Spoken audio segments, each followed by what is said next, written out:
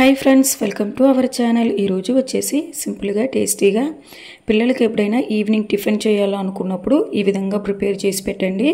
Taste చాలా బాగుంటుందండి and healthy కూడా. పిల్లలు కూడా చాలా ఇష్టంగా తింటారండి. ముందుగా అయితే ఒక కప్పు గోధుమ పిండి అయితే తీసి పక్కన ఉంచుకున్నానండి. ఒక పొటాటో కూడా బాయిల్ చేసి తొక్కు తీసి మ్యాచ్ చేసి పెట్టుకున్నానండి. ఒక ఆనియన్ కూడా ఈ విధంగా సన్నగా కట్ చేసుకొని అయితే పెట్టుకున్నాను. కొంచెం కొత్తిమీర కూడా వాష్ చేసుకొని ఈ విధంగా కట్ చేసి అయితే పెట్టుకున్నానండి.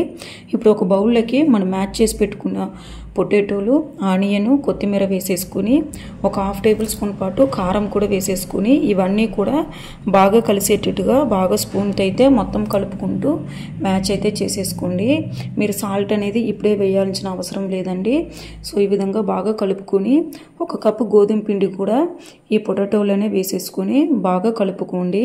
ఈ పిండి అంతా కూడా పొటాటో కలిసేట్టుగా బాగా మిక్స్ అయితే చేసేసేయండి. చేసుకుని ఒక 1 టేబుల్ స్పూన్ పాటు నెయ్యి అయినా లేకపోతే ఆయిల్ అయినా వేసేసుకుని ఈ పిండికి ఆయిల్ అనేది బాగా కలిసేంత వరకు కూడా బాగా మొత్తం కూడా స్పూన్తోనే ఈ విధంగా కలుపుకుంటూ మిక్స్ అయితే చేసేసేయండి. ఈ విధంగా మిక్స్ చేసిన తర్వాత వాటర్ కూడా వేసుకుంటూ బాగా కలుపుకుంటూ ఉండలు అనేది కట్టకుండా ఈ విధంగా స్పూన్తో అయితే స్పీడ్గా కలుపుకుంటూ బాగా దోసపిండి పదం వచ్చేంత వరకు కూడా బాగా ఉండలు లేకుండా కలుపుకుంటూ ఉండండి. ఉండలు అనేది లేకుండా మన దోశ పోసేదానికి ఏ కంటెన్స్కి వస్తుందో ఆ విధంగా పిండి వచ్చిన తర్వాత ఒక హాఫ్ టేబుల్ స్పూన్ పాటు సాల్ట్ కూడా వేసేసుకుంటున్నానండి. ఈ సాల్ట్ కూడా వేసుకుని చూసారు కదండి, ఈ విధంగా బాగా కలుపుకొని ఒక 10 నిమిషాల పాటు మూత అయితే పెట్టి పక్కన ఉంచండి.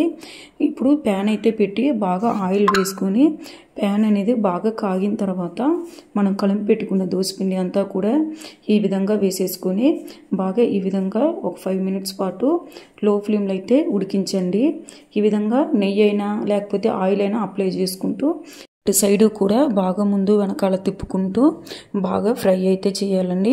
అప్పుడే టేస్ట్ అనేది బాగుంటుంది. ఆనియన్ అన్నీ కూడా పచ్చి వేసుకున్నాం కాబట్టి బాగా ఫ్రై అవ్వాలి కాబట్టి లో ఫ్లేమ్లో అయితే పెట్టుకుని ఈ విధంగా బాగా ఫ్రై అయితే చేసేసేయండి. ఈ విధంగా ముందు వెనక 2 సైడ్ కూడా బాగా బాయిల్ అయిన తర్వాత ప్లేట్లోకి అయితే తీసుకుని చట్నీ అయినా లేకపోతే ఎర్రకారంతో అయినా సర్వ్ చేసుకోండి.